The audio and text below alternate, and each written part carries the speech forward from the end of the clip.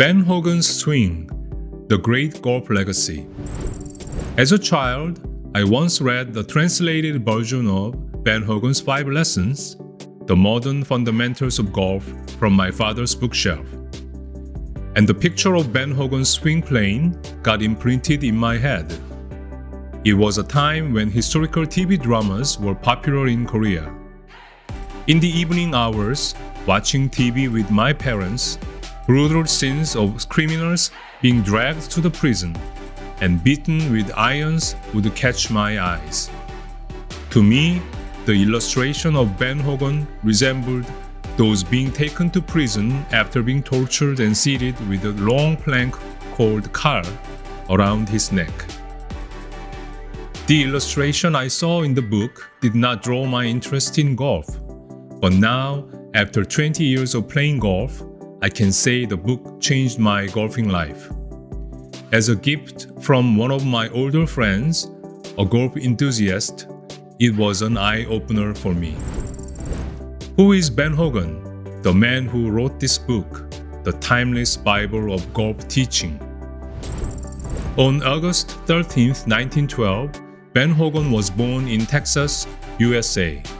During his 41-year career, he won the Masters twice, PGA Championship twice, the US Opens 4 times, and the Open once, and became a legendary player with 71 victories. Ben Hogan's childhood wasn't ordinary. Ben Hogan's father, Chester, a Texas blacksmith, committed suicide when Ben was 9 years old.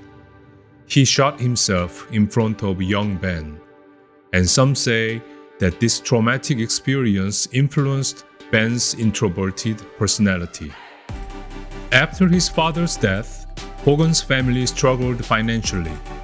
His older brother dropped out of school to deliver office supplies, and Ben helped his mother, a seamstress, and sold newspapers at the train station after school to earn a living. One day, a life-changing opportunity came by chance. One of his friends had advised him to try caddying at Glen Gardens Country Club. Ben, who got a job as a caddy at the club, might have felt by instinct that golf was the only way he could get out of poverty. There was an anecdote that is heartbreaking to hear but shows his strong will to overcome adversity. It is said that he used to sleep in a bunker near the 18th hole the night before to go out in the early morning before anyone else. He learned to play golf at the club where he worked as a caddy, and there he met Byron Nelson, a fellow caddy of his age, who later competed against at the tour. He worked tirelessly on his swing, and when asked why he was so obsessed with practice, he said, "I was trying to make a living. I'd failed twice to make the tour. I had to learn to beat the people I was playing." For him, golf was the only way to make a living, and it had never failed him. They say no hero without a wound. His golden days since 1938 got struck by a great ordeal in 1949. He got into a car accident on the way home with his wife after a bitter loss on the Monday playoff at the Phoenix Open. His car was crossing a narrow bridge when his vehicle collided head-on with a greyhound that tried to pass another vehicle. He instinctively threw himself over to the passenger seat to protect his wife. Could it have been God's will? Though he was severely injured, it was this act that spared his life. The car was seriously crushed that the steering wheel punctured the driver's seat. He was 37 years old at the time of the accident. His career, which was at its peak as a professional golfer, could have ended. His femur, collarbone, ankle, and ribs were fractured, and severe internal bleeding was life-threatening. After the operation, doctors said he would not walk again. But 59 days later, he returns home, miraculously recovered.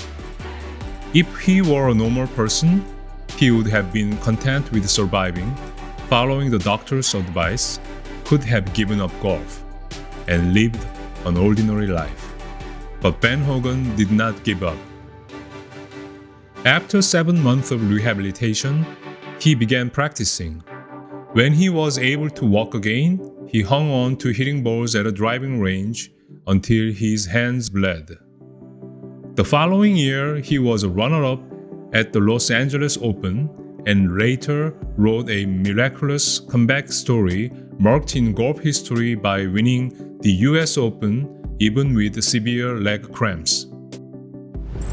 A reporter once asked Jack Nicklaus, "Is Tiger Woods the greatest ball striker you've ever seen?"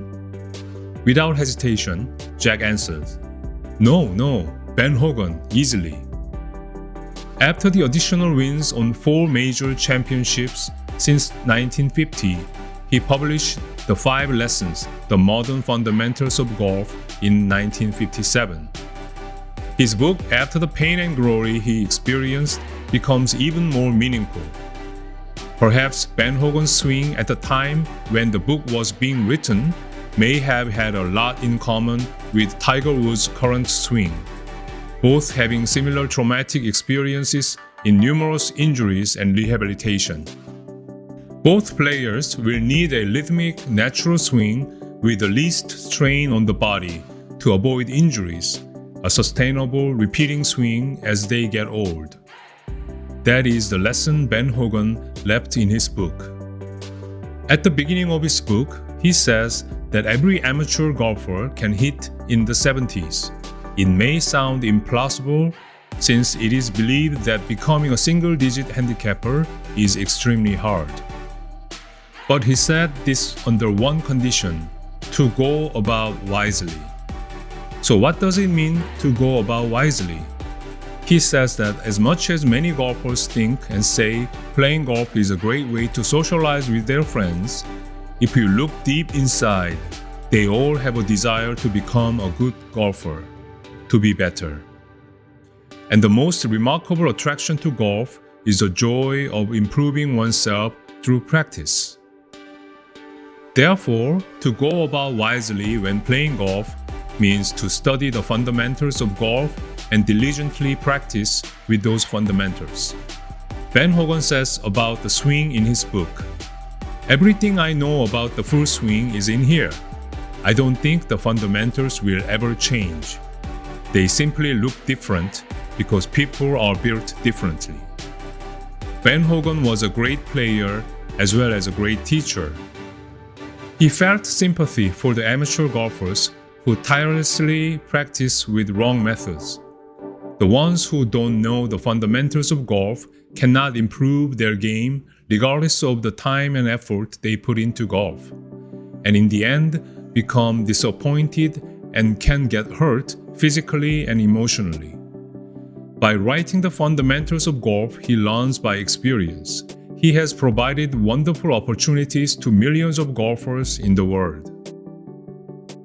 Ever since Willie Park Sr. won the first professional golf tournament held at Prestwick Golf Club in Scotland in 1860, a good number of records were set in 160 years of golf history. The record of the most wins in professional tournaments and the majors, career Grand Slam, 18-hole lows, and so on. These records are surely an important part of golf history. However, since records are breakable, I doubt if the record itself directly impacts any golfer's game or life in the true sense. Ben Hogan's legacy is not just an abstract number left behind in the records, but it is a living testament that inspires both professionals and amateurs.